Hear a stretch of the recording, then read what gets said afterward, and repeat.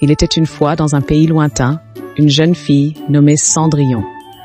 Elle vivait avec sa belle-mère et ses 2 demi-sœurs, qui étaient cruelles et envieuses. Elle la traitait comme une servante, la forçant à faire toutes les corvées de la maison. Cendrillon, malgré son sort difficile, restait toujours gentille et patiente. Elle passait ses journées à rêver d'une vie meilleure, d'une vie où elle serait enfin libre et heureuse. Un jour, le roi annonça qu'il organisait un grand bal pour son fils, le prince charmant, afin qu'il puisse trouver une épouse. Les 2 demi-sœurs de Cendrillon étaient ravies. Elles passèrent des jours entiers à se préparer, choisissant leurs plus belles robes et leurs plus beaux bijoux. Mais Cendrillon, elle, n'était pas autorisée à y aller. Sa belle-mère lui dit « Tu n'es pas assez belle pour aller au bal. Reste ici et occupe-toi de la maison. » Cendrillon était désespérée.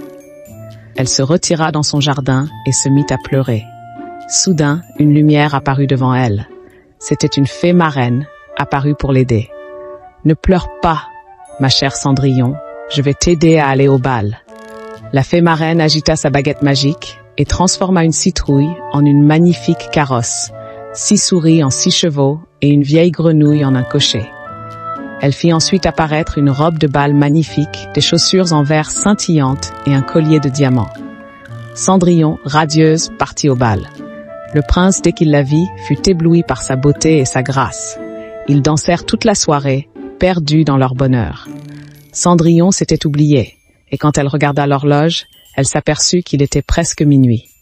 Le sort de la fée marraine allait se briser.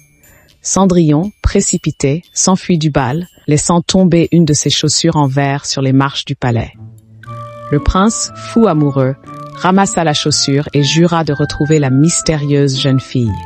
Il parcourut tout le royaume, essayant la chaussure à toutes les femmes. Mais aucune ne lui allait. Finalement, le prince arriva chez Cendrillon. Sa belle-mère et ses demi-sœurs tentèrent de tromper le prince, mais en vain. La chaussure ne leur allait pas. Le prince, voyant Cendrillon, reconnut immédiatement la jeune fille qu'il avait rencontrée au bal. La chaussure lui alla parfaitement. Cendrillon et le prince se marièrent, et ils vécurent heureux pour toujours.